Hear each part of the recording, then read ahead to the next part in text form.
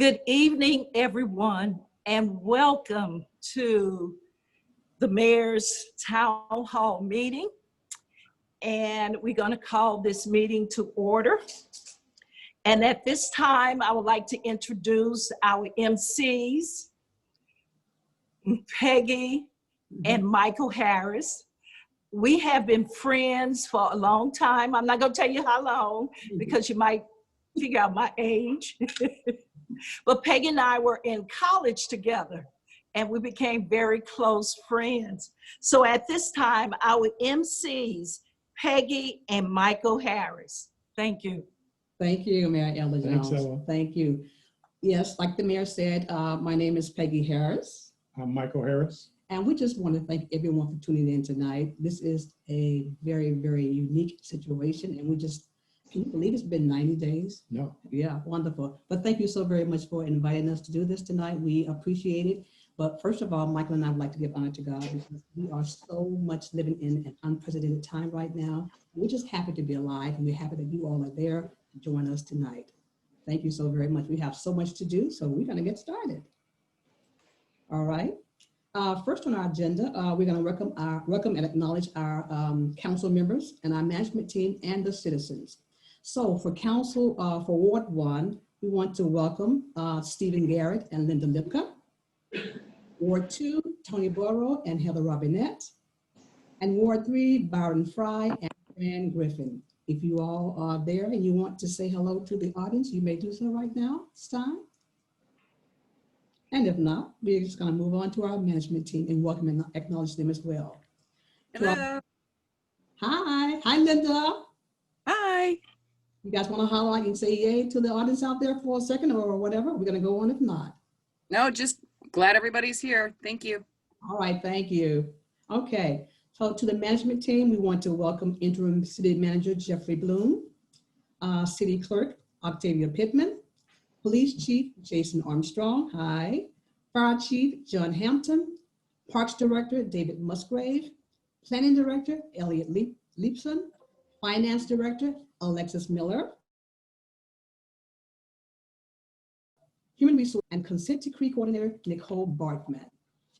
So as we know, the purpose of this town hall tonight is we are actually celebrating the 90-day in office for Miss Mayor Ella Jones and the state of Ferguson, and a plan to move Ferguson forward for the first 90 days. So thank you all so very much once again. The town hall begins.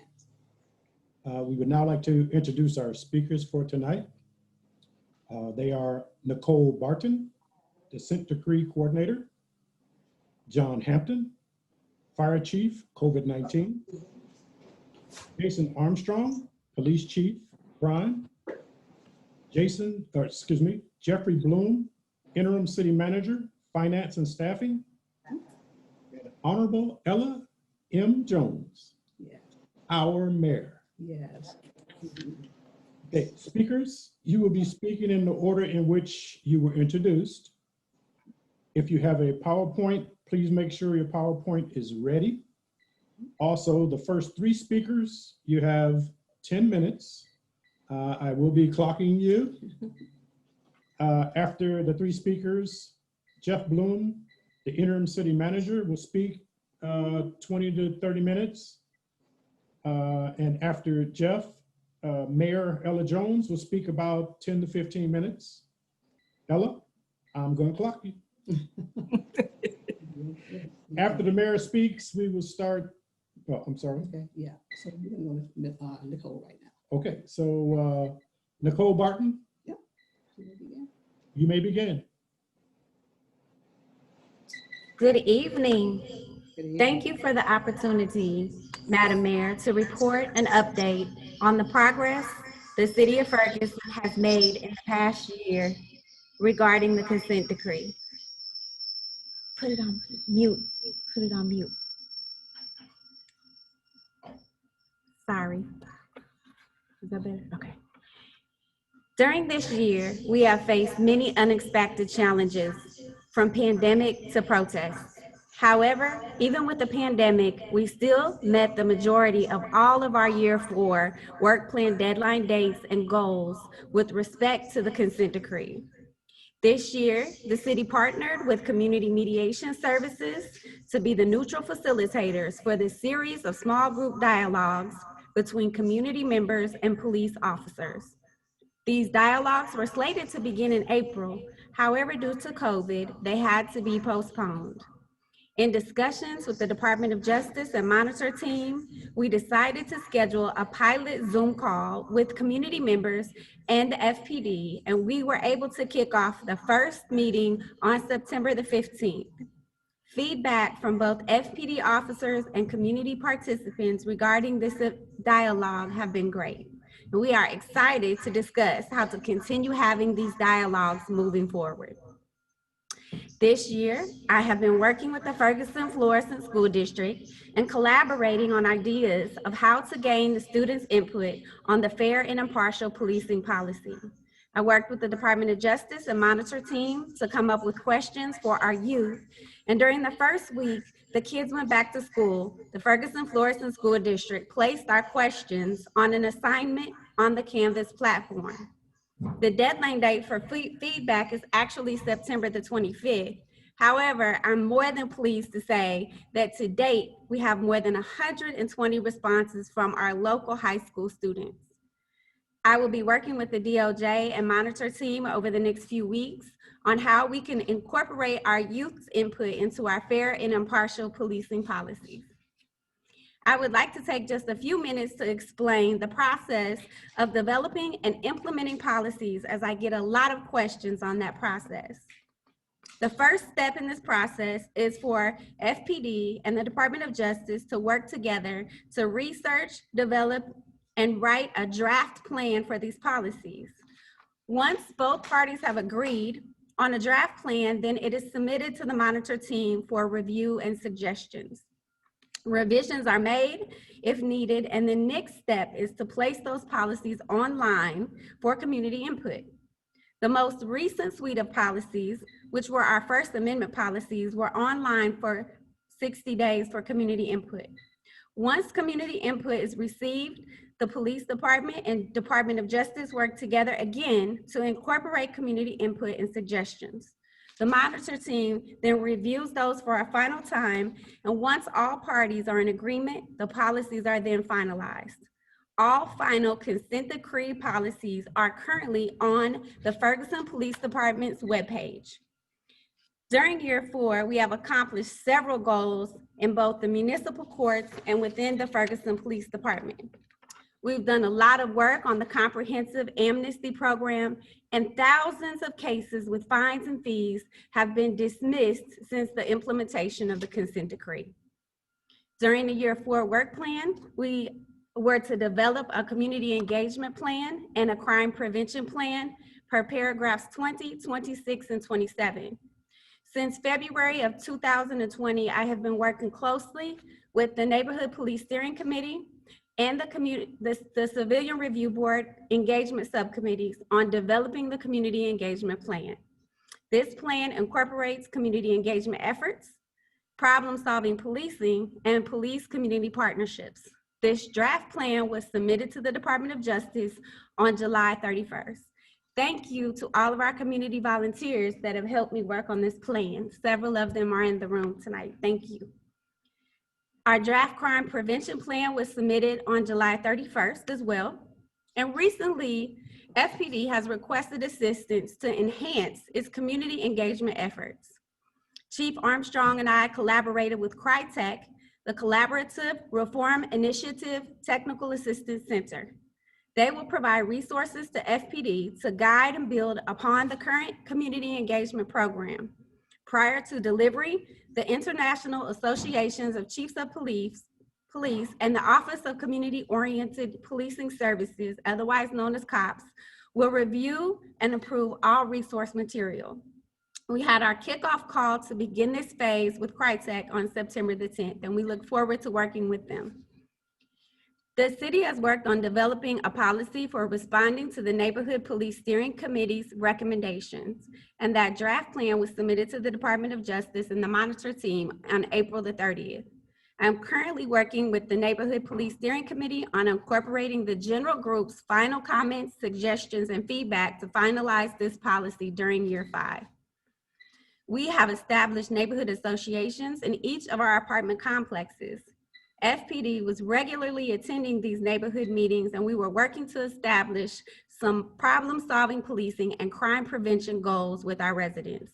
Due to COVID, we have not been able to meet in person for the last several months. However, we have had regular Zoom meetings with our apartment complex managers and owners. I want to take this time to thank the apartment complex managers and owners who have partnered with us in helping our residents in these neighborhoods. Per paragraphs 29 through 30 and 256 to 258, the city has developed and implement a staffing plan. This plan was drafted and submitted July 31st. During this year, I worked closely with the Community Mediation Services to finalize a neighborhood mediation plan that would promote resolutions to disputes among community members and reduce the need for involvement with the criminal justice system. In addition, this plan also provides a community-centered mediation program as an alternative to misconduct investigations for certain civilian complaints. I am pleased to inform everyone that we had our first successful citizen police mediation in July of 2020. On July 31st, a draft plan for a reassessment and revision of the municipal code was submitted to the Department of Justice and Monitor team for review. This plan will be presented to City Council during year 5 for approval and budget allocations. Per paragraph 67, the FPD and courts develop policies to address timely and meaningful access for services for limited English proficiency individuals. These policies were also submitted on July the 31st. During this phase, we worked closely with the Department of Justice and Monitor team to finalize our investigatory detention policy and revise the field interview reports. Regarding our search policies, FPD has worked closely with the Department of Justice and Monitor team to finalize this suite of policies. The following policies have been approved: stops and detentions, warrantless searches, Miranda, and search warrants. We are waiting on final approval for citations and arrests. During this year, FPD has been working closely with the Department of Justice on the First Amendment policies. These policies were placed on the FPD webpage for public comment during this phase, and we are currently working with the DOJ on incorporating those comments and suggestions. The City of Ferguson, during March of 2020, the City of Ferguson entered into a contract with Benchmark Analytics to provide software system for FPD that would provide FPD with a means of computer tracking systems to track our data, to track our use of force reporting and complaints instead of paper files. FPD is currently working with Benchmark to develop its use of force forms, use of force review, and vehicle pursuits. We are in the final stages of this process and getting final approval from the Department of Justice and Monitor team before going live. Recently, with the Department of Justice and Monitor team's approval, we just finalized our body worn and in-car camera policies, as well as our footage sharing policies. We will be developing and rolling out our roll call training shortly. On July 31st, we submitted our salary study, which was the last component to finalize our recruitment plan. Regarding the data collection, the city initiated an agreement with Datalytics in order to develop analytical support in compliance with the data elements of the consent decree. Datalytics completed a gap analysis to evaluate how data is used in FPD, what data points we needed to achieve these goals, what data sets and reports were missing, and how data was accessed. Since that time, FPD has added specific signals in our crime analysis data system that would allow FPD to track our community policing and engagement efforts. Datalytics developed our crime dashboards that report crime statistics in our community. The dashboards are currently live and are located on the Ferguson Police Department's webpage. During the upcoming year, AH Datalytics will provide FPD with support in areas of data collection related to our First Amendment protected activities. After we finalize our use of force reporting forms, they will help provide assistance in retrieving the data for our annual reports and will provide advice on how to best achieve compliance with early intervention system requirements. Lastly, training. With the hard work and dedication from our staff, and specifically Captain Dilworth, who helped develop all the roll call trainings, the following roll call trainings were approved and completed during this year: critical incidents, investigatory stops and detentions, field interview reporting, professional standards and disciplinary guidelines, warrantless searches and seizures, and consent to search. During this year, FPD has also submitted the Crisis Intervention Training Plan. FPD has submitted the Police Training Officer Program for approval. On April the 30th, we submitted our draft Supervisor Training Plan. During year 4, FPD has conducted roll call trainings on all of its use of force policies. And during the upcoming year, we will be working to see how we can incorporate in-service trainings in these areas. During year 4, both Assistant Chief McCall and I worked closely with the MPSC Training Plan Committee to develop a draft training plan. We have worked to identify gaps between what St. Louis County Police Academy offers and what FPD will need to develop our own in-service trainings in. This draft plan was submitted to the Department of Justice and the monitor team on April the 30th, 2020. Thank you. Thank you. Thank you, Nicole. Our next speaker is John Hampton. Without them, we could not accomplish the goals of the consent decree. Thank you. Thank you. Thanks, Nicole. Thank you. John Hampton, Fire Chief, COVID-19. Thank you, sir. Thank you, Mayor, Council. Pleasure to be here. I'm going to touch on a couple things. I'm going to touch on the fire department and how we operate a little bit, and then also into COVID. I'll be under the 10 minutes, I promise you. So we are currently a 29-man department, and we have 3 chief officers with 6 captains. We are in the first year of our SAFER grant. This grant provides additional funding for firefighters, and we were able to increase our department from 25 to 29-man department, our personnel department. We're currently an ISO rated 2 department, and we run approximately 4,500 calls. We'll have a slight increase this year due to COVID, but that's expected with all that's going on. The city purchased a new ladder truck which responds from Station 1, which is located on Florissant Road, and the truck was put in service on July 4th of this year. A command officer will respond also from House 1, and we house our reserve truck from House 1 as well.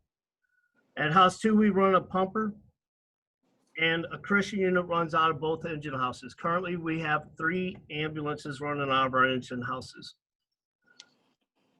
We also have a smoke detector program, and crews will perform commercial fire inspections yearly, annually, and we also do check our equipment based on like hose testing and hydrants. Getting into COVID, this year we've been hit hard with COVID. We're really no exception to anybody in North County. In our peak moment, our peak month, we had over 140 locations. Now, that doesn't mean we had 140 people. We had 140 locations where COVID was present. We had multiple people in many houses. So far this year, we've had over 340 locations in the city of Ferguson that has had COVID. We are starting to see a decline in the COVID cases, and I believe that's due to the regulations that are in place. Right now, we're starting to see the ease on some of our regulations, but we have to be vigilant to not go above and beyond what we're supposed to be doing. So that means staying away from the large crowds, washing our hands often, wearing the face mask, which is still a mandate. Hopefully sports will be able to play again in high school. I know that Sam Page is talking about it currently. we're starting to see our parks open up and our playgrounds. As far as city employees, we've been pretty lucky. We've only had a handful that have had COVID confirmed.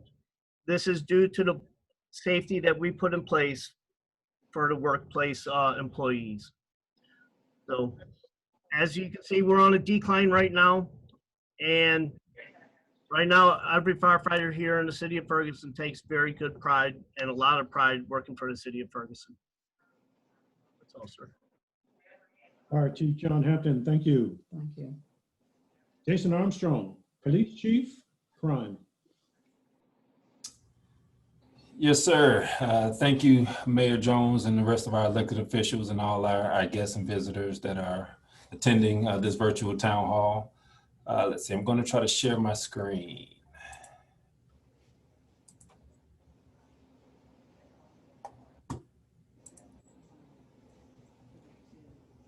Is my screen shared?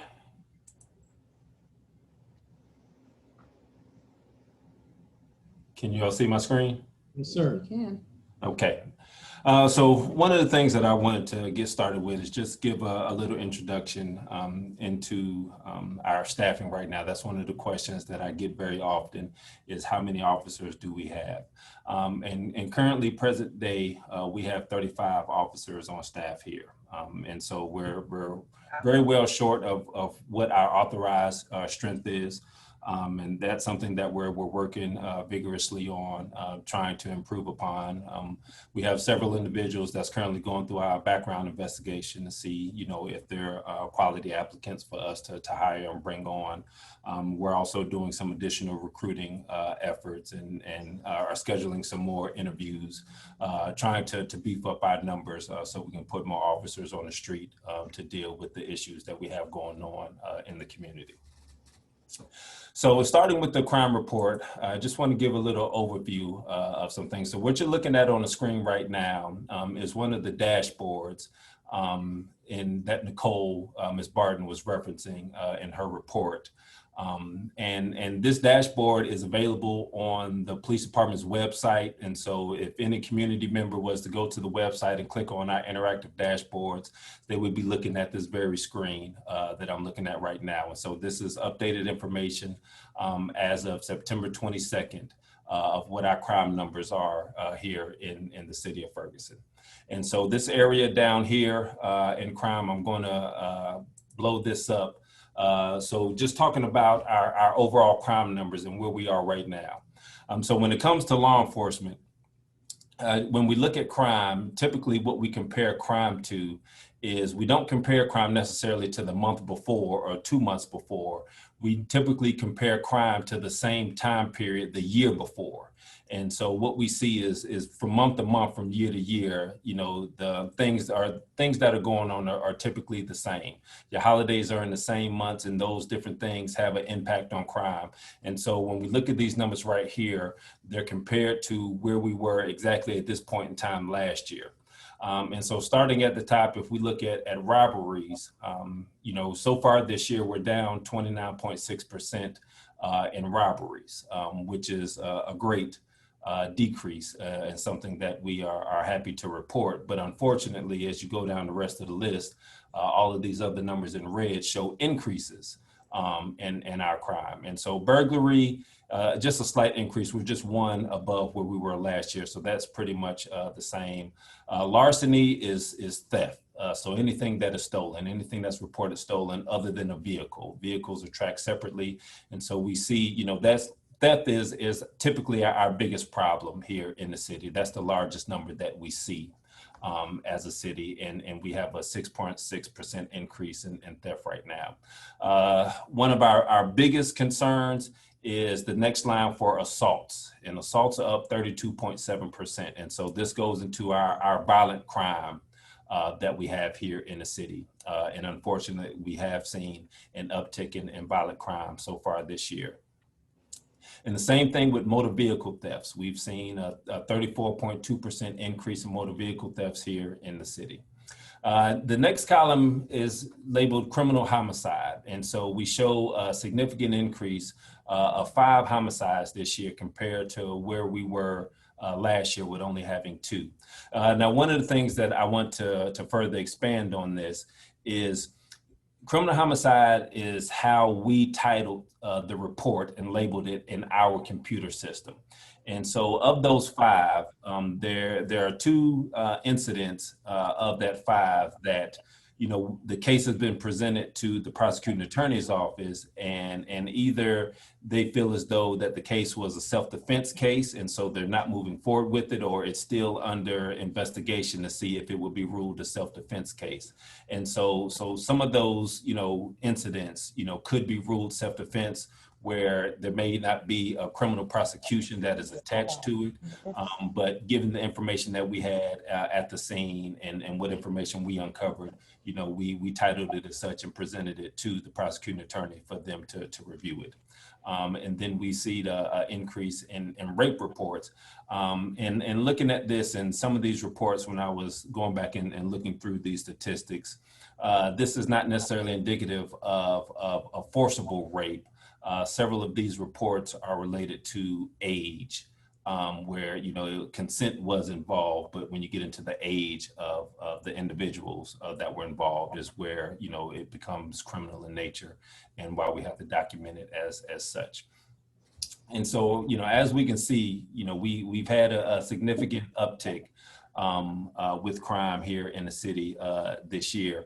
And as I spoke of, you know, being short-staffed, one of the things that contributes to what officers are doing and how they're spending their time is the calls for service and the severity of those calls for service, and seeing an uptick in time.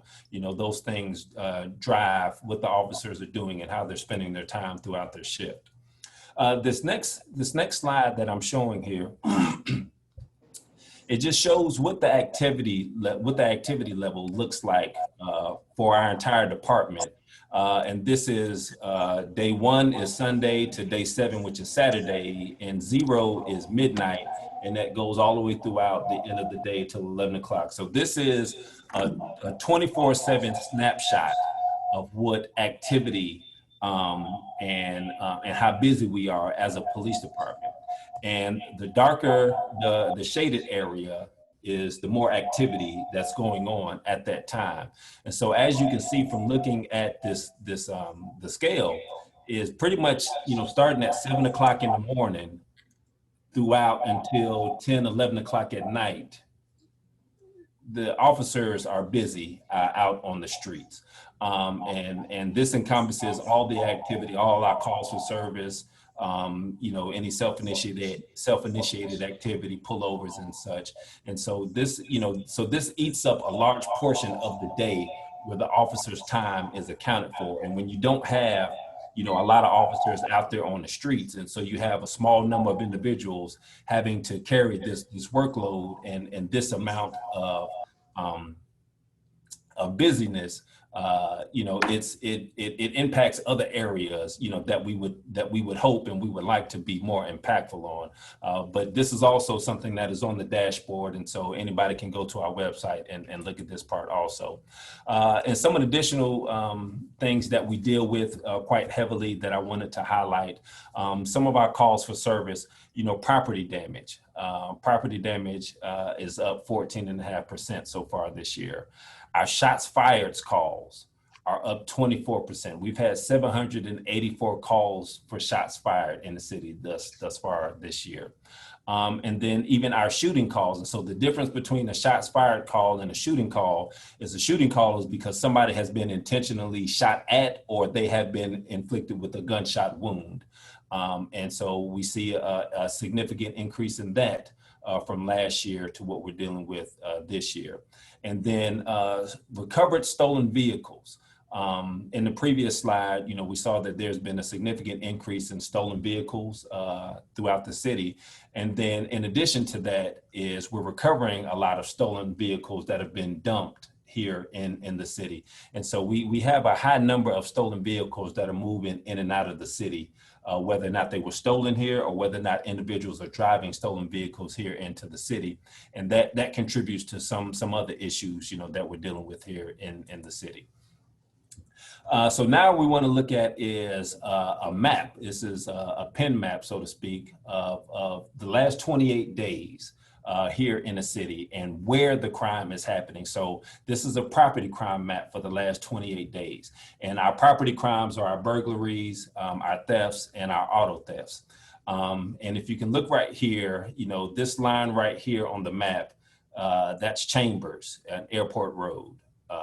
This line right here. And so we can see the overwhelming majority of our property crime issues and problems are more in the southern part of the city.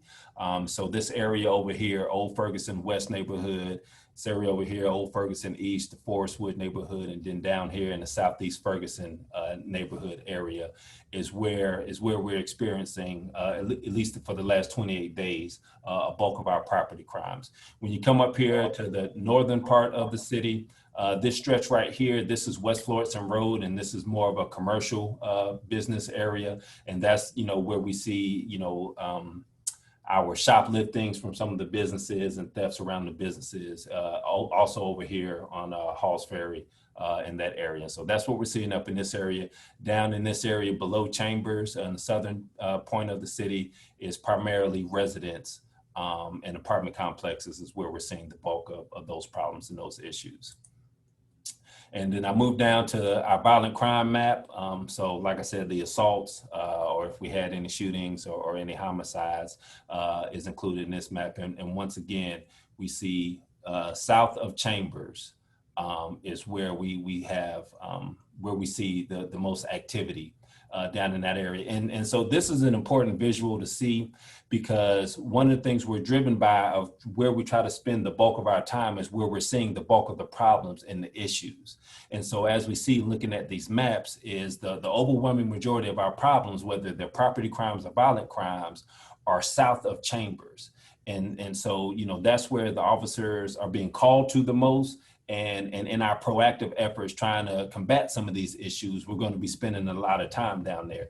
And when you don't have a lot of officers to spread around, some of the complaints that we hear from some community members, you know, north of Chambers is that they don't see officers as frequently as they would like to see them, which is also a problem.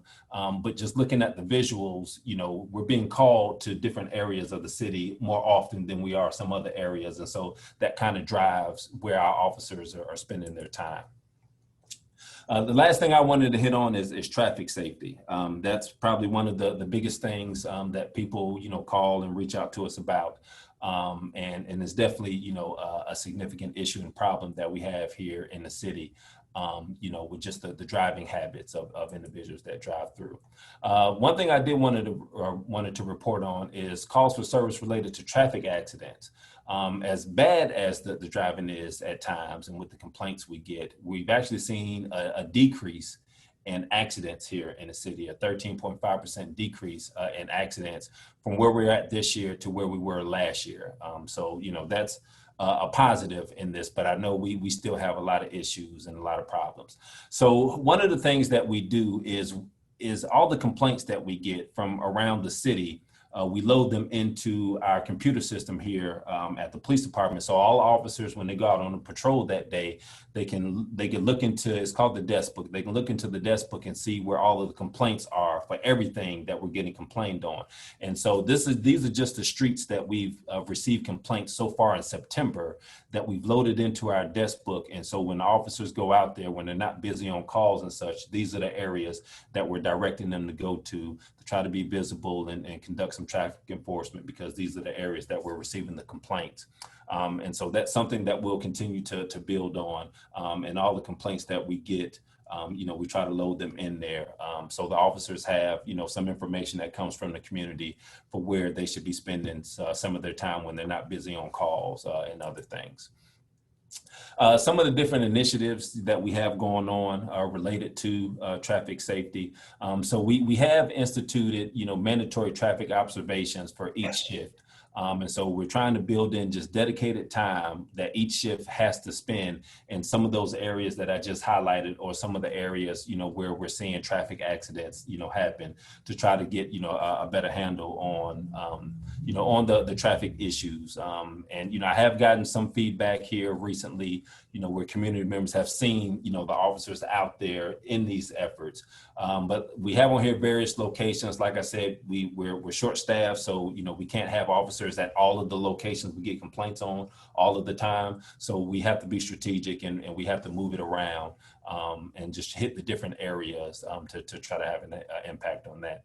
One of the things that we're in the process of doing is updating our speed detection equipment. We're in the process of ordering some new equipment.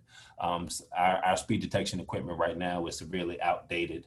And so we're getting some new equipment to help us in that effort. Another thing that we've utilized is just putting out unmanned patrol vehicles just for visibility for individuals driving around, just seeing a police car and hopes that would slow some of the drivers down. And then lastly, one of the things that we're trying to work on is creating a neighborhood traffic calming program, where it would really spell out what neighborhood groups and community groups could do if they have a traffic problem in their neighborhood, and it would lay out the official process that everybody would have to go through. I know speed bumps or speed tables is often brought up and discussed. But in the research that I've done on this topic, it's not as simple as just, having a problem street where their speed is, you put a speed bump down on that street.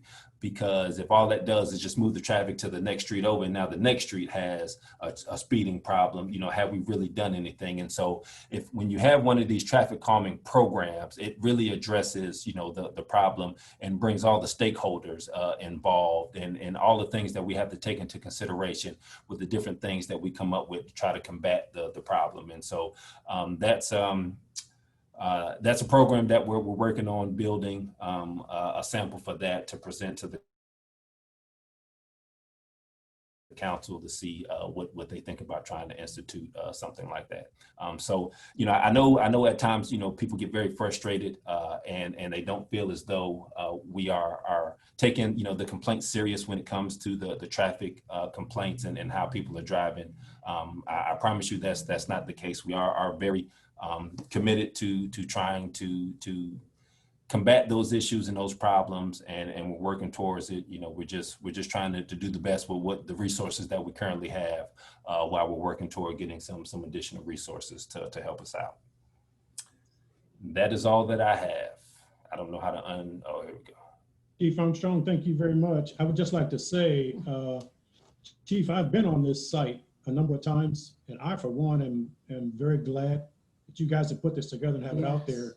Awesome. And I've found it very, very intuitive, and it's just very easy to move around in. This is a very good site. So Very helpful. I would just like to state to everyone on the call, go on this site. I mean, you can just keep updated just by what Chief Armstrong has out there for you. Thank you. Okay, we're going to move along.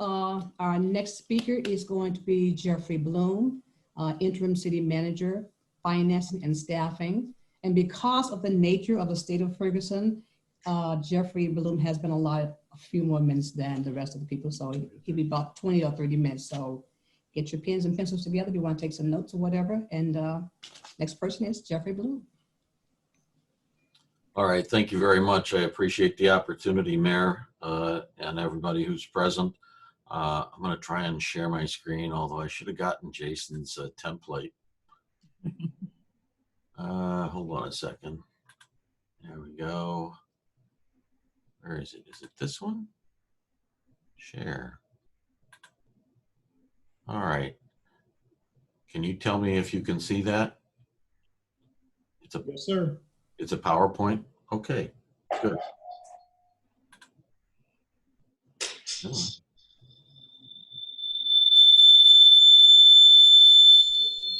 Wow.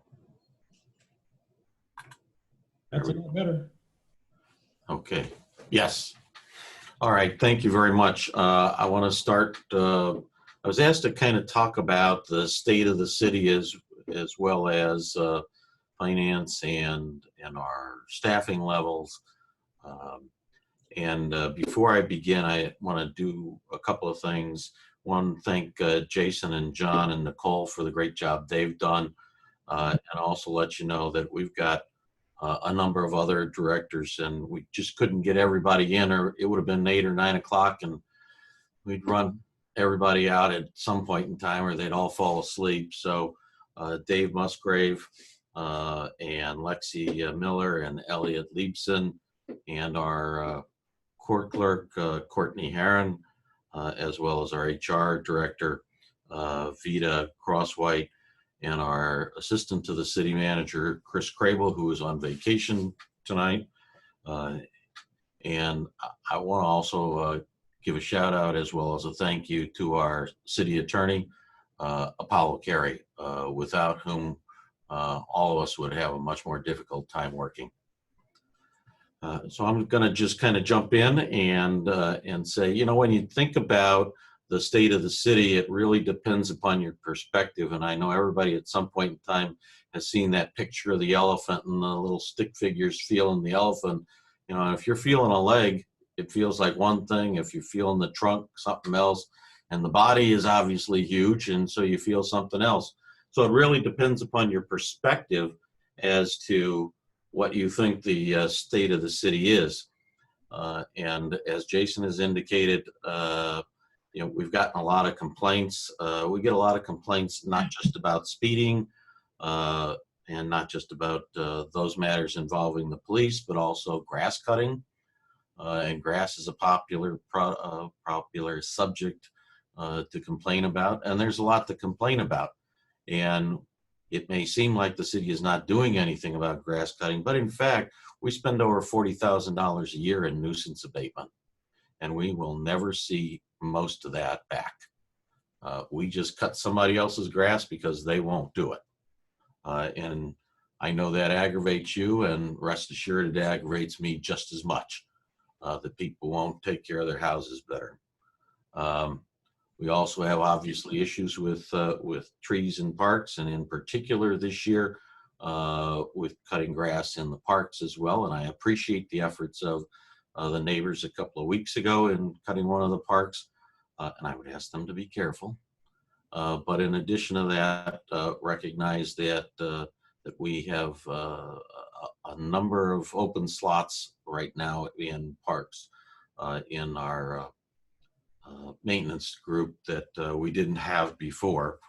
And in addition to that, a number of the individuals in our maintenance department have school-age children or less than school-age children that they needed that they lost their daycare for. And so, like so many people through this time have lost daycare, and so they have been taking the option of staying home with those children as is available in the CARES Act. And so that has put an additional strain on maintaining our parks. I will talk about those.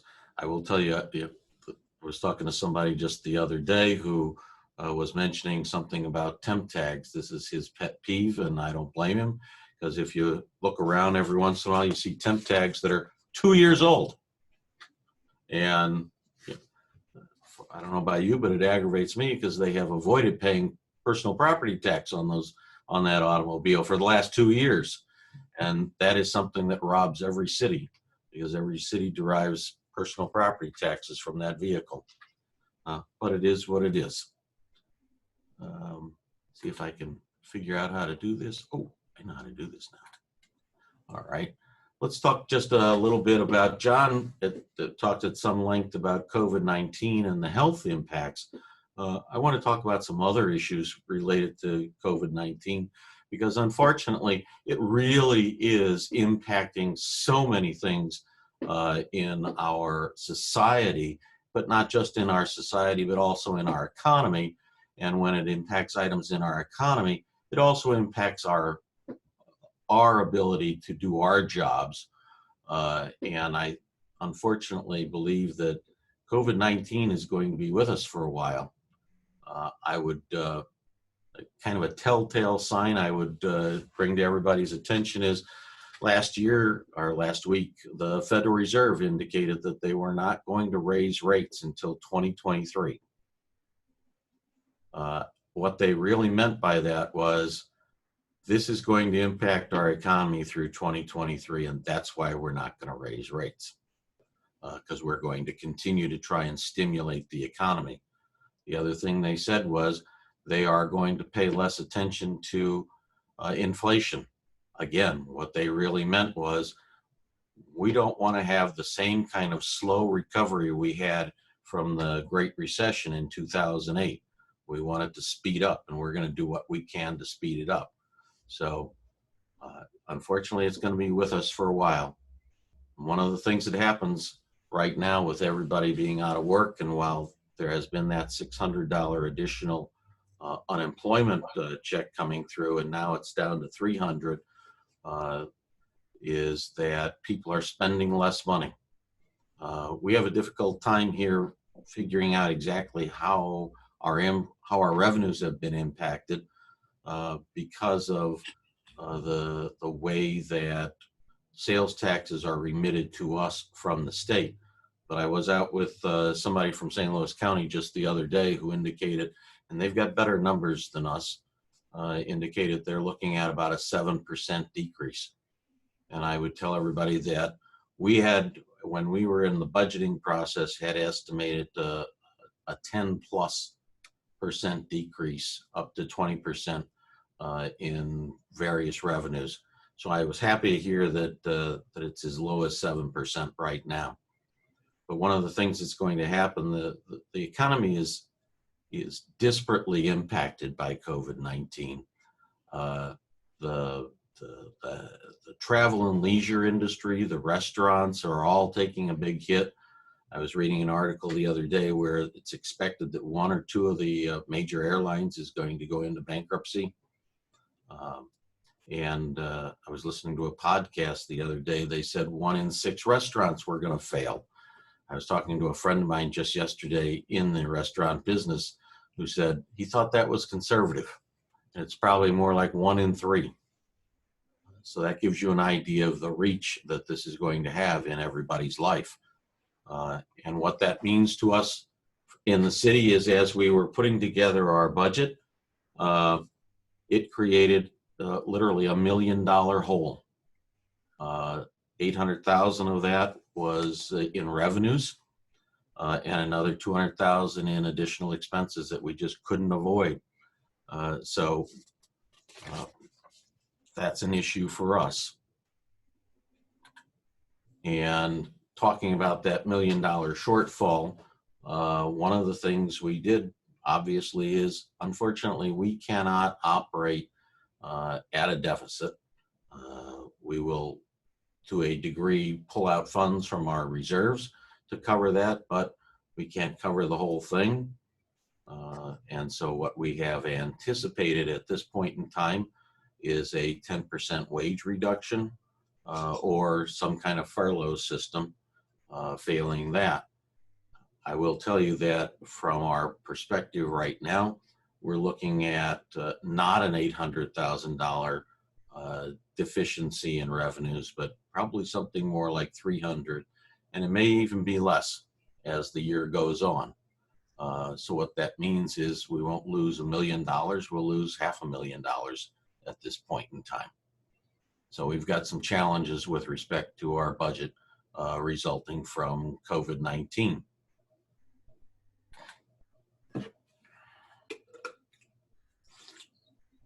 So what does that really mean? What does all this mean for the state of the city? If you had to ask yourself, what is the state of the city? Well, on the one hand, folks, I'd tell you it's horrible. And I don't like saying that, especially sitting in the chair that I sit in. But when I look at the issues that we face and our ability to deal with those issues, I don't think you can come to any other conclusion at some point in time, you've got to step back and you've got to say, how are things going? And I would say not well at this point in time. On the other hand, I would tell you, we're down to 120 employees, but every one of them works hard every day. Every one of them comes in on time and puts in a solid day. So I cannot complain about our employees. We have great employees. And I'm thrilled that they work as hard as they do, and I'm grateful that they work as hard as they do. And the problem is we just don't have enough of them. All right, so what everybody likes to do is blame somebody. So who's to blame? Frankly, I would tell you all of us and none of us.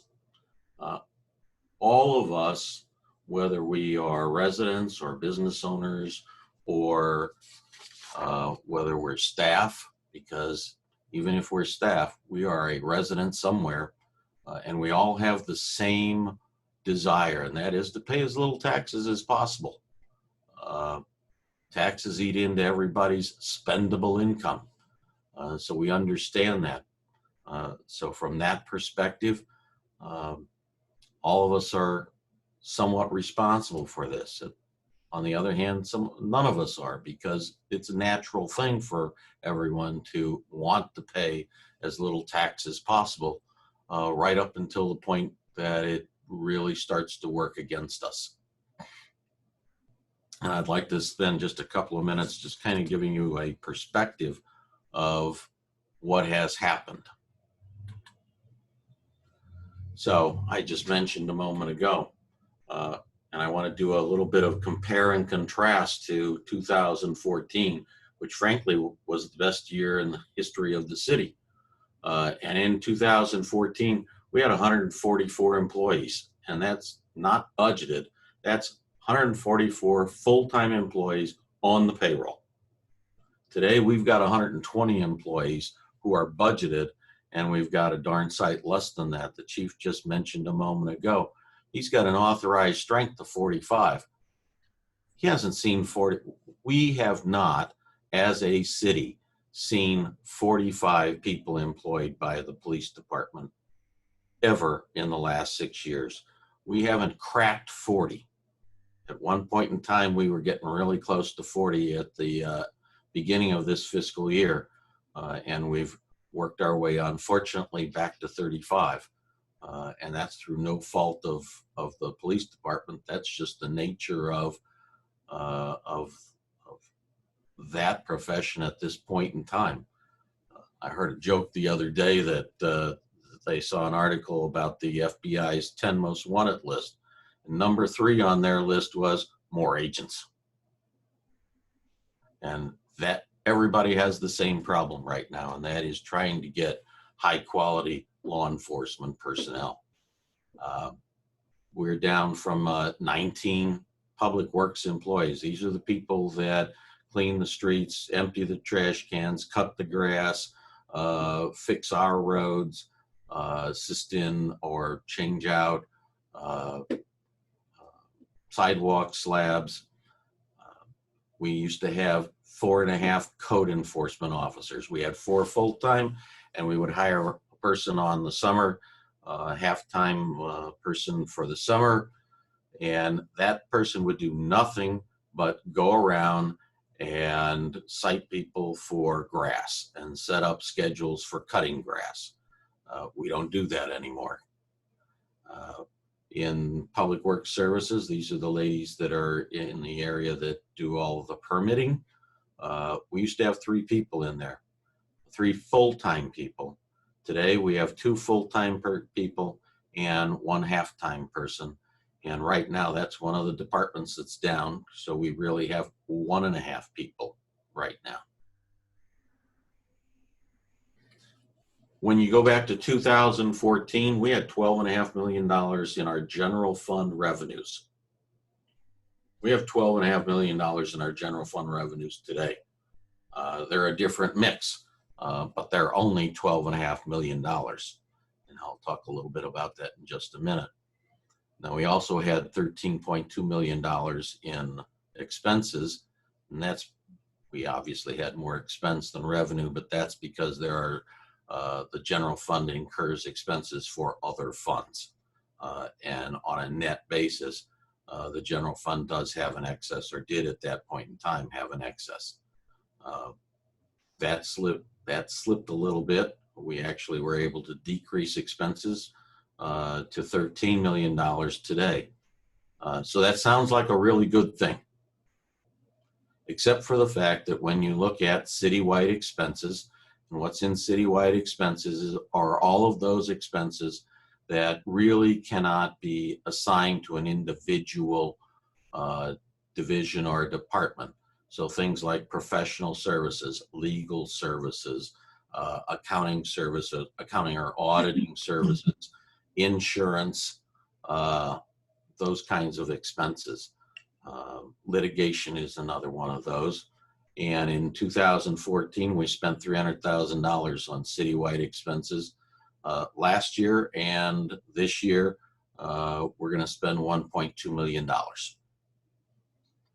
So that's $900,000 more than we did in 2014, but it's also a $1.1 million swing. And so as you look at that $1.1 million swing, you have to ask, well, what have we done to even that out? And the answer is we've lost people.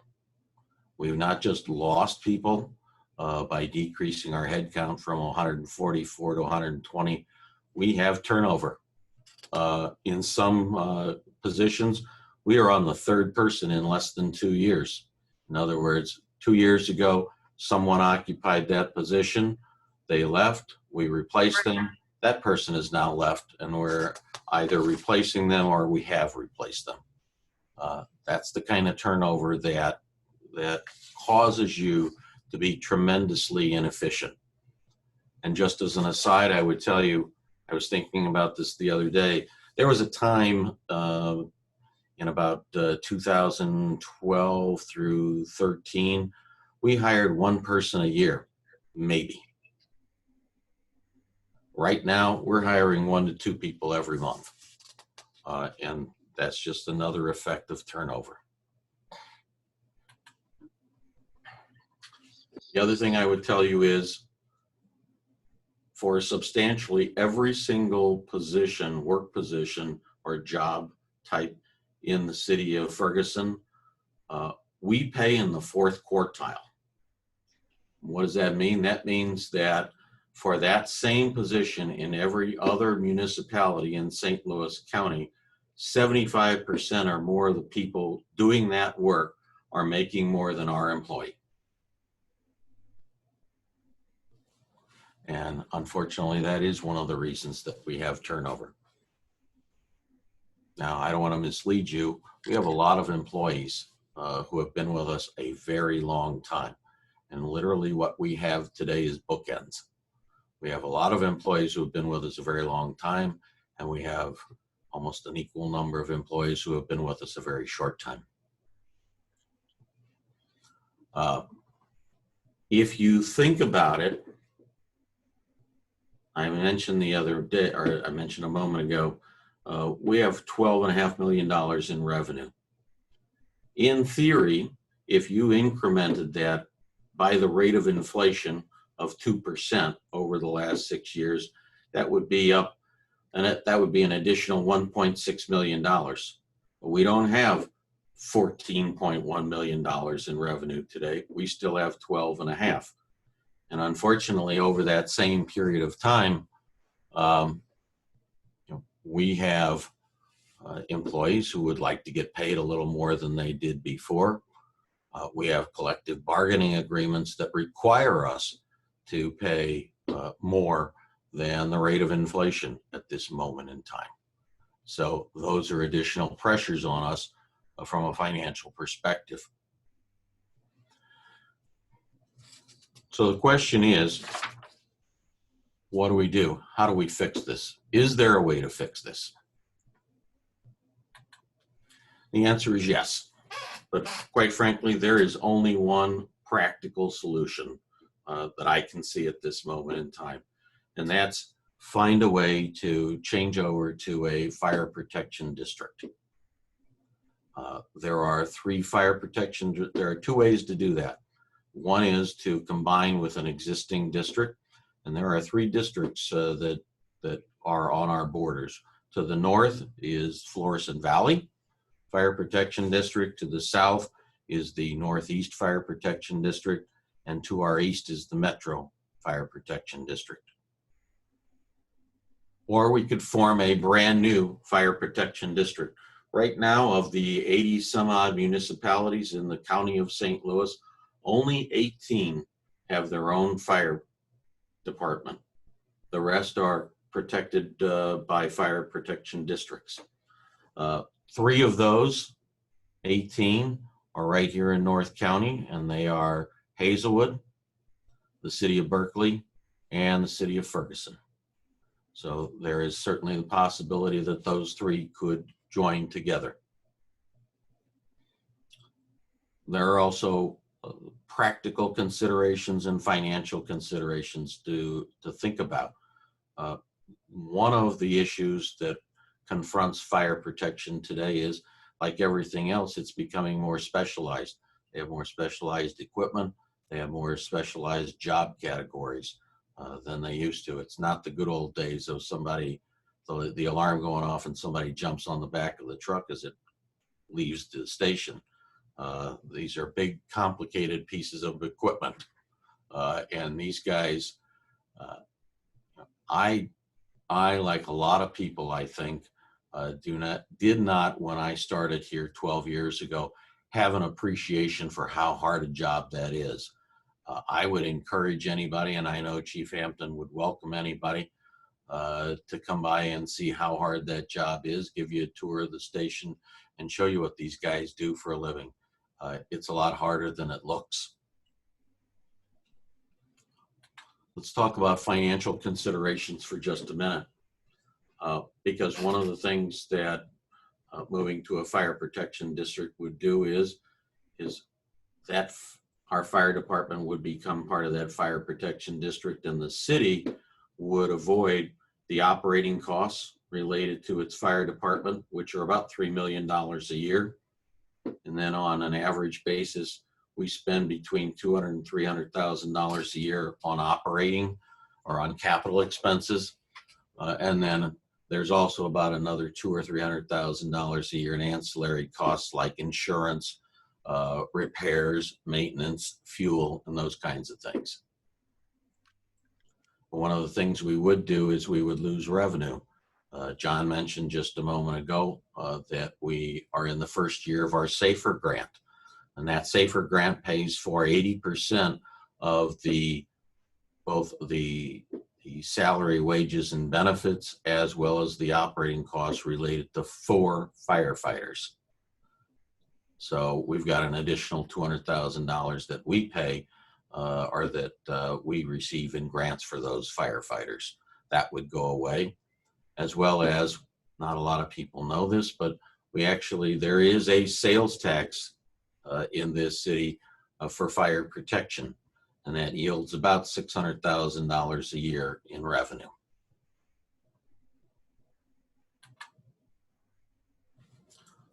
So what would it be as a cost to the taxpayers? And make no mistake about it, this is creating a taxing authority, another taxing authority, and that would be the fire protection district. Or if a combination were to occur, it's very difficult to say what exactly the impact would be, because it would be subject to negotiation with that fire protection district.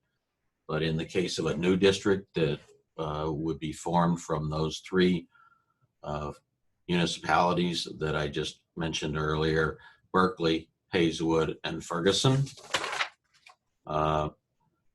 we estimate that it would be a tax rate of about $2.30 per hundred, but it's probably more in the range of $2.25 to $2.50 per $100 assessed value.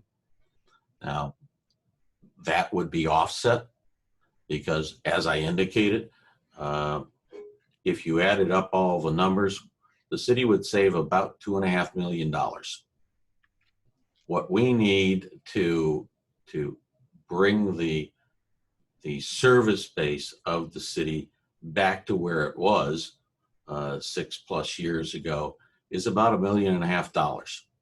That would pay for not Right. just new positions, but also for bringing existing salaries up to something close to that third quartile.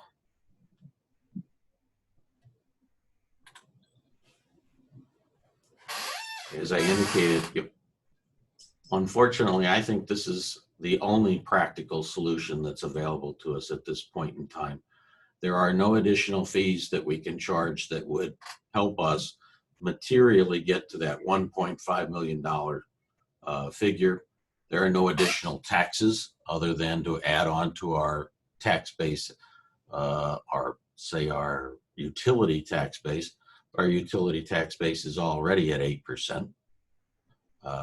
There are no new sales taxes. There are no new property taxes that the city could pass that would generate $1.5 million. There are no other taxing authorities under which we could generate $1.5 million.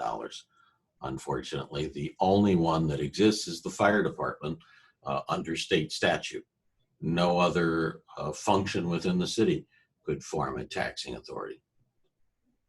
So I recognize this is something of a shock, maybe. If not a shock, it's just trying to be as realistic as possible.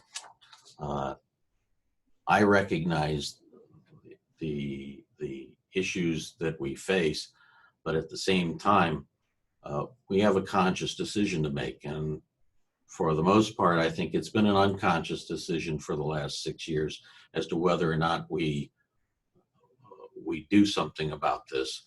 Now, let's face the problem. And the problem is that we've not kept up, our revenue base has not kept up with the passage of time.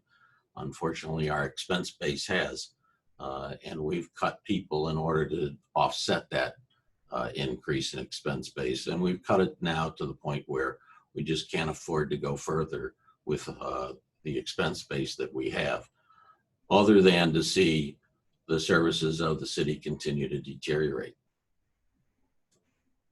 So I know this is a little tough, but this is where we need to go.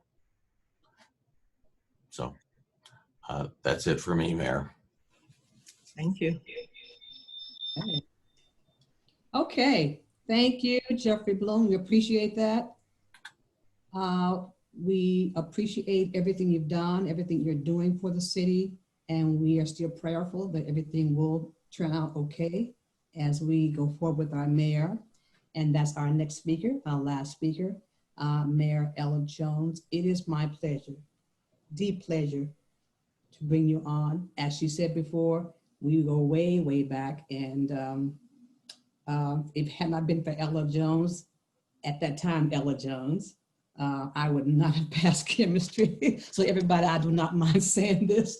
I fell to my knees two times, and I met Ella Jones, and she pulled me up, and I just sailed with a B+. So thank you so very much, that long, long time ago, and I just appreciate you. You are a mentor, you are an inspiration to me, and thank you so much for being our very first African-American female mayor of the city of Ferguson. So everybody, please welcome Mayor Ella Jones. Atta girl, Ella.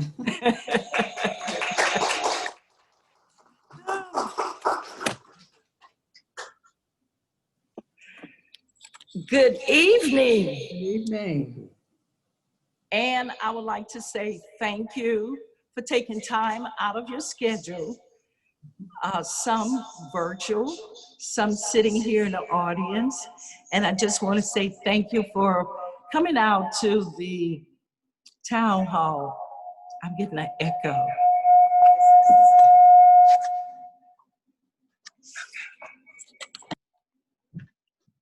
Got it? Okay. I am Mayor Ella Jones for the city of Ferguson. I am so excited that the voters decided to select me to lead them the next 3 years. And the purpose of this town hall is to introduce the city administrators, and we met them earlier, and to share my goals and objectives for the city of Ferguson. A lot of you know that my mantra is the 2020 census. I would like to start by sharing that because it is very important to our community that everyone participate in the 2020 census. You may ask yourself, why is the 2020 census so important to our community? And for every adult and every child that is not counted, our state will lose $1,300 in federal dollars every year, which adds up to $13,000 a person over the next 10 years. We were talking today and we were looking at the numbers that Ferguson has, and we came up with a plan. And I just want to share this with you because I want you to just imagine if 3,000 people in Ferguson don't complete the 2020 census, we will lose $2 million. Let me say that again. If 3,000 people in Ferguson don't complete the 2020 census, we will lose $2 million. This does not take into account of the residents who have already completed the census. We need 3,000 additional residents of Ferguson to complete the census. Our next population count is determined on the 2020 census. Residents who don't complete the 2020 census, they are robbing themselves, they are robbing their children with a quality education, they are defunding the roads, defunding the bridges, and defunding the hospitals. On July 1st, 2016, the city's general and capital improvement sales tax collection changed to the pool method. Under this method, sales taxes collected within the border of the pool municipalities of St. Louis County are collected and distributed to participating pool municipalities on a per capita basis. A per capita basis is based on population. Currently, the sales tax are based on the 2010 census. What is going to be our sales taxes for the funds when our population declines and the effect of COVID-19 pandemic hits our city? Let me give you some statistics from the pool sales tax receipts. Actually, in 2019, we had $4,861,000 worth of taxes collected. In 2020, the forecast was $4,360,000 taxes collected. As you can see, it's steady going down. And the 21 budget, $4,035,000, even further low. This will occur when residents choose not to complete the 2020 census. Our taxes from the pool will decline. Once Ferguson has elected to become a pool city, they cannot return to the point of sales. For residents who choose not to complete the 2020 census, It will result in defunding the city's general and capital improvement taxes of the budget. We are working off a projected budget based off the 2010 census, and we can't lose population. Completing the 2020 census is it's very simple. It's only 9 questions. They don't ask you the social security number, and it does not ask you about your citizenship. Therefore, we want to encourage you. There is only 6 days remaining to the closing of the 2020 census. It closes September the 30th. Currently, the city's count is only 58%. That's entirely too low. We cannot afford not to complete the census. We are steady going out here knocking on doors. We went out Sunday knocking on doors. Peggy was with me. We were knocking on doors. We ran into the numerators. They were out knocking on doors, and they would say, Mayor Jones, would you work with us while we out here? And we steady knock doors to get people to open up their doors to complete the census. And we're gonna continue this bliss until September the 30th, until we get those 3,000 people to complete the census. It's very easy and it's very simple. All you have to do is go online to my2020census.gov or pick up the telephone and dial 844-330-2020. So those of you at home, get a pencil and paper. Let's write this number down.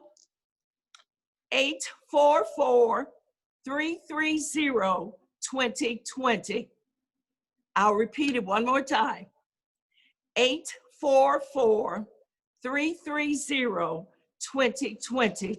You can complete that census in the comfort of your own home.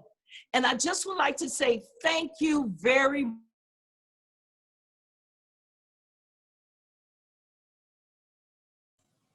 Did we lose the mayor?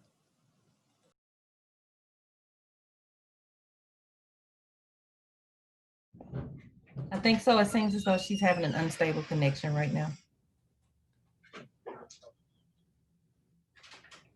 Okay, we're going to give her a bit, see if she can come back.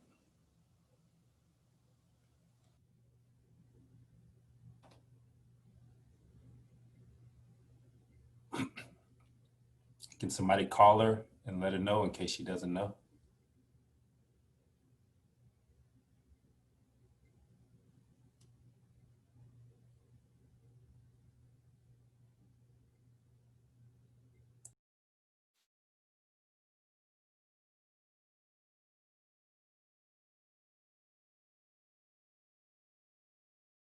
I know. Oh, It goes, mine's have always, it goes up and it goes down, it goes up and it goes down. So where you want me to go back to? Okay. Let me go back to my 90 days. It's been rewarding and they have been challenging. Rewarding in the sense of having the opportunity to serve such a diverse and wonderful city and to be a contributor to improving the city and meeting the city of Ferguson needs. Rewarding when an 8-year-old call you and asks you, Mayor, can you come to my birthday party? And you ask, well, when is your birthday party? He said, right now. So you put your clothes on and you go to the birthday party and your favorite band is playing, the Red Black Band from New Orleans. So it's always rewarding. Challenging in a sense of identifying strategies and effective ways to address the need of the community. On July 1st, 2020, Jeffrey Bloom, the interim city manager, and I toured the city of Ferguson with County Executive Dr. Sam Page to develop an open line of communication with the county executive and share a list of concerns for our community. As an elected official, I have learned firsthand that having knowledge about our community's strengths, weaknesses, opportunities, and threats can provide me with insight of the community needs.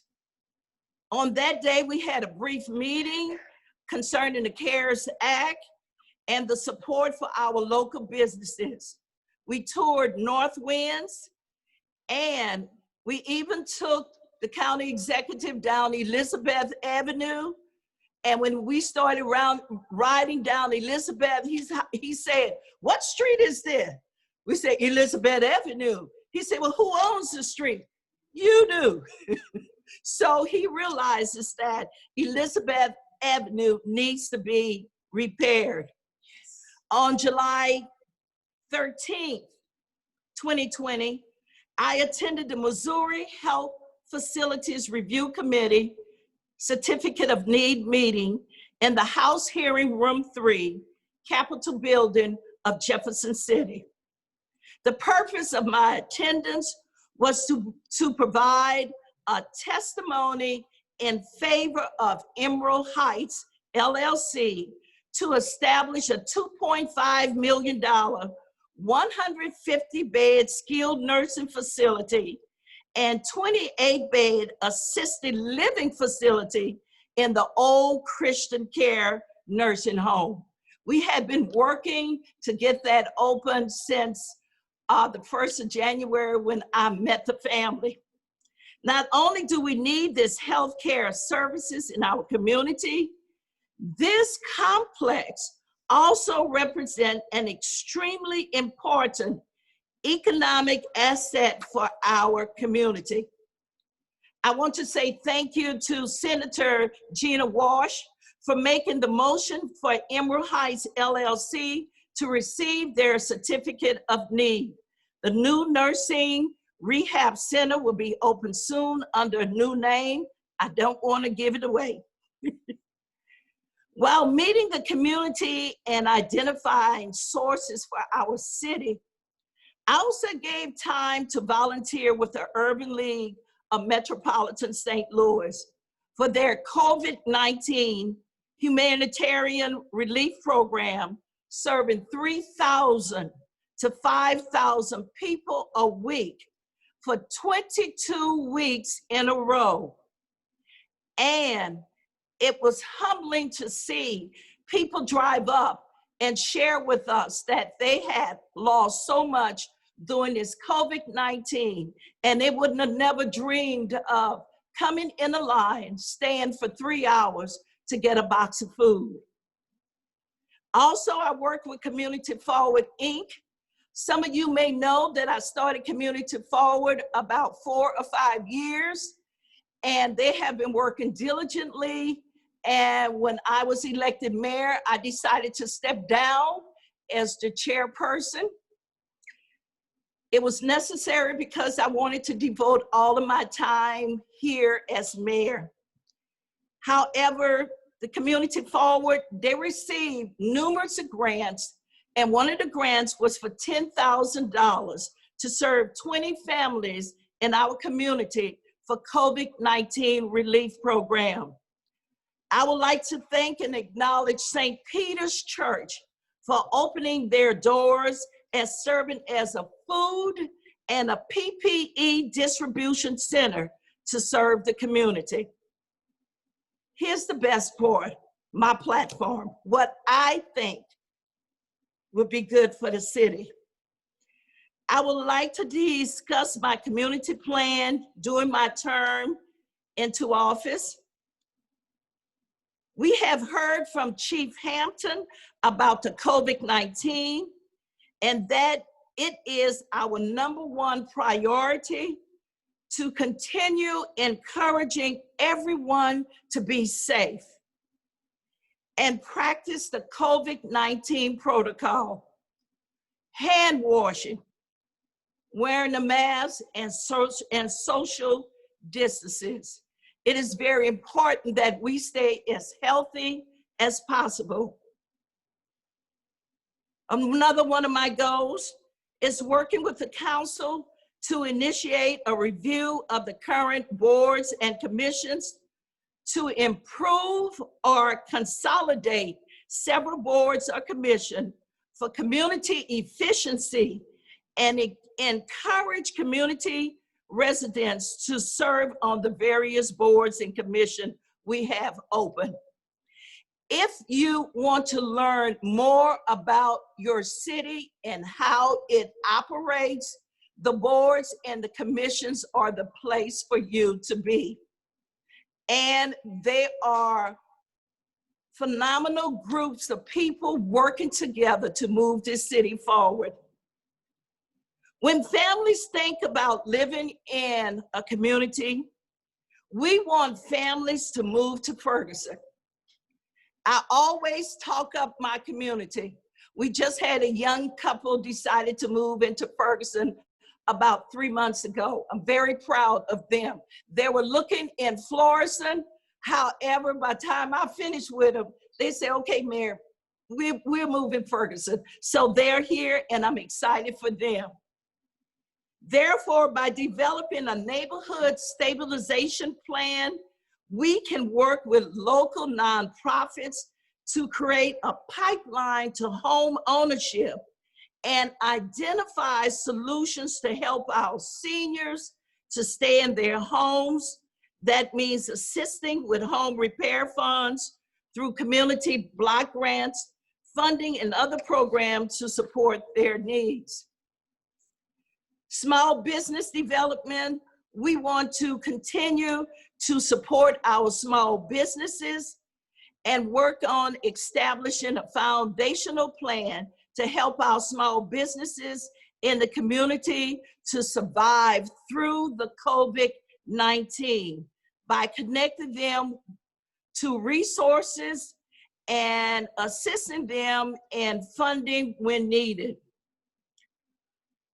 Another idea I have, we want to strengthen the communication among the constituents, the administration, the police department, and the council to create an impactful plan for the city of Ferguson.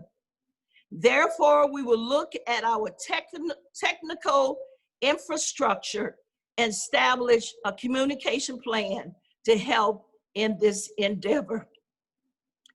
I share that because it becomes very important for us to talk to one another. It becomes very important for us to realize that this is our city. And if we don't do anything about it, no one else is going to do something for our city. So we must continue to talk and interact with each other. To advance the growth of our community, practicum students from Washington University School of Social Work will serve 2 semesters in Ferguson with ongoing arrangements between Washington University and the city of Ferguson. These students are specially trained in social economics development and will be an asset to the city to provide need analysis studies for the city. And I just want to say thank you to Shirley Emerson. Shirley called me up one day and asked me to do a tour for Washington University. And that's how our relationship started with WashU. Ferguson, we have an acre of diamonds in our own backyard. And the only thing we need to do is tap into the people who live in Ferguson, and they will be the ones to help us, help ourselves to work together and move our city forward. We just heard from Nicole Barton, the consent decree coordinator, about the scope of compliance we are experiencing in the 4th year. Thank you. Right now, requests have been made to hire a training coordinator and a community engagement coordinator And the total cost for this employment packet is estimated around $200,000. The council will carefully consider this request. Lastly, I want to develop an economic planning initiative for the city of Ferguson. This economic planning initiative will serve as the blueprint action plan to rebuild resiliency in the city of Ferguson. To do this, I would need the help of the region so I can identify some key partners to help with the initiative as appointed members to the mayor's task force. These members will help the city of Ferguson create a holistic community. At this time, I would like to introduce Senior Advisor to me, Tracy Jeffries, who will share the regional initiative we would like to implement in the city of Ferguson. Thank you, Mayor Ella Jones. I want to go ahead and give you guys a summary of the Mayor's Community Task Force Summary Project. Appointed by Mayor Ella Jones, the City of Ferguson. The Mayor's Community Task Force will consist of a body of community organizations and stakeholders who, as community leaders, are appointed to attract resources, collaborative partners, and prioritize key social economic factors that will impact and improve the city's overall well-being. Derived from Mayor Ella Jones' community platform in 2020, the Mayor's Community Task Force will serve as a source to accomplish these goals and objectives. Their duration of the term limit is 1 year.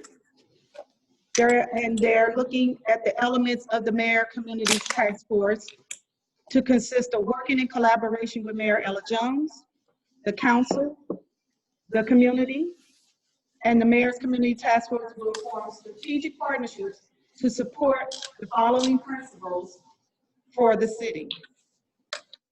The Mayor's Community Task Force wish to empower the community, equity and proportionality, build mutual trust, provide clear, accessible information, provide impactful accountability, and identify appropriate resources and cultural relevance for the city of Ferguson. Its core competencies will be wrapped around the economic inequity, addressing jobs and workforce development opportunities, economic development, looking at small businesses, commercial retention and recruitment, community development initiatives, neighborhood improvement, fair housing, home ownership, home improvement, quality education, healthy foods, and living quality for the city of Ferguson. Environmental and energy sustainability concepts, safety and crime, youth services and recreational programming, and socio-economic recovery programming. The Community Task Force Action Plan role is to establish bylaws that consist of the committee advisory board roles and depth and the mission of the committee, action plans to address the current conditions of the city, along with future goals and objectives.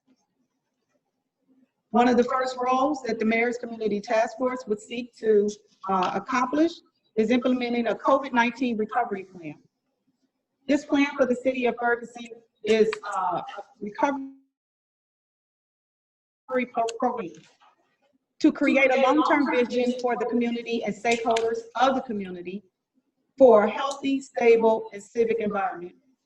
Implement community engagement programs to discuss obstacles and issues people are facing as they navigate through the new living environment post-COVID-19, and develop best practices for the city of Ferguson to support changes for the pandemic outbreak. The Mayor's Community Task Force consists of corporate, community, residents, organizations to serve on the board. The corporate roles in Ferguson committee will comprise of a diverse body with unique backgrounds and skill sets to assist in achieving and addressing some of the goals that the Mayor's Task Force will address per Mayor Ella Jones. The presence of corporations on the committees will encourage local growth, seek to boost affordable housing, investments, and job creation. Mayor's Community Task Force consists of advisory boards. The advisory boards are members of the residents who consist in wards. Wards 1, 2, and 3, representing small businesses, youth advisors, as well as senior citizens. The task force community will have liaisons. Those liaisons will consist of community organizations that will help with the Mayor's Community Task Force, along with her Mayor Ella Jones, along with the City of Ferguson, to support community engagements, community outreach.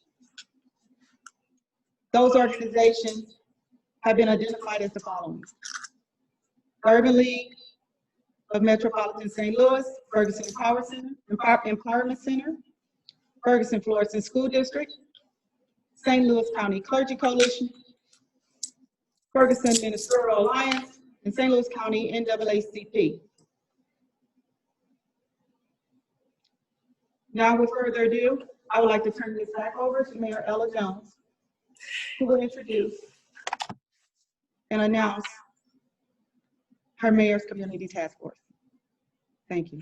Thank you, Tracy, for all your hard work. The Mayor's Community Task Force Committee, Dave Raby, he's the Vice President of Corporate and Social Responsibility from Emerson Electric. Chris Bray, Senior Manager of Global Engagement, Central Regional for Boeing. Rodney Krim, so excited about Rodney. He called on yesterday and he was like, I'm going to serve. I'm not going to find someone from my office to serve. Ferguson is important to me. So we have Rodney Krim. He is the CEO and president of the St. Louis Economic Development Partnership. Mark Lombardi, he's president of Mayerville University. Kevin Taylor, Chief Informational Officer for Midwest Bank Center. Captain Ron Johnson, former captain of the Missouri Highway Patrol.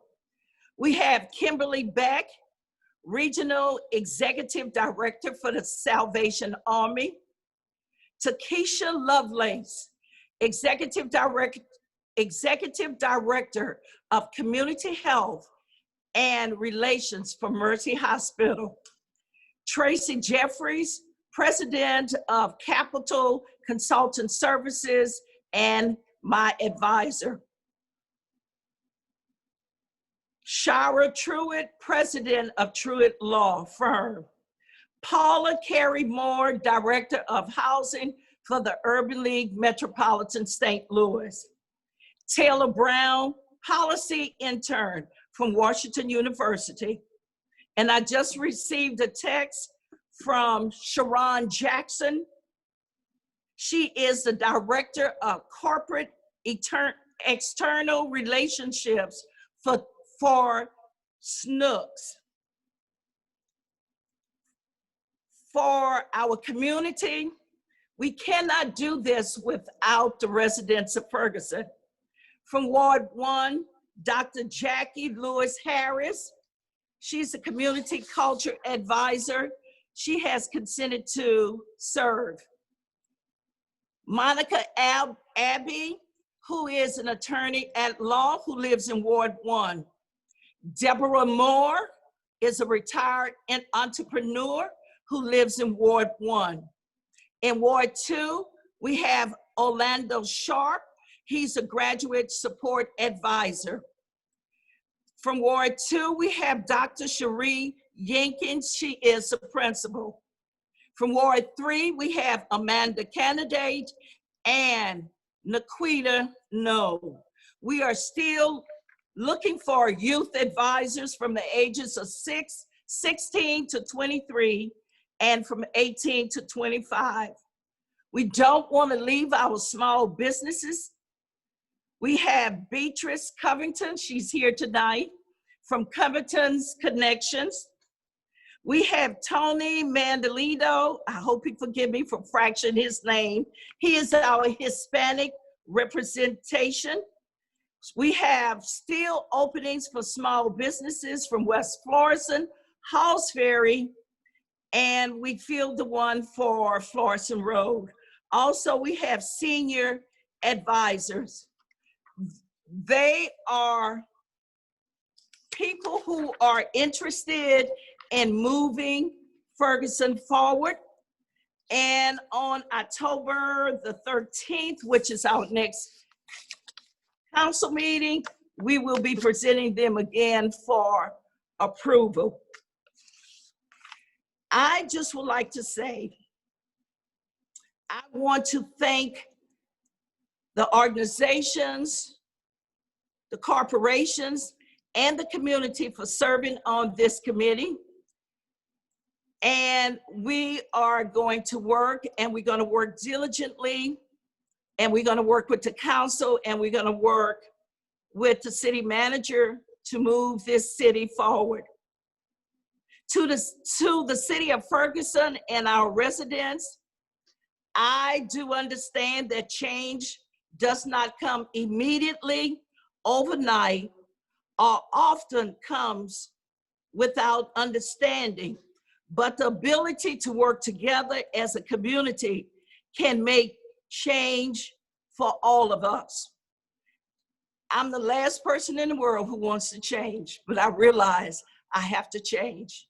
Because in the words of my senior executive sales director, Mary Kay, if you keep doing the same things the same way and expect different results, that is not going to work. So in closing, I am humbled to serve as the mayor of the city of Ferguson. Thank you.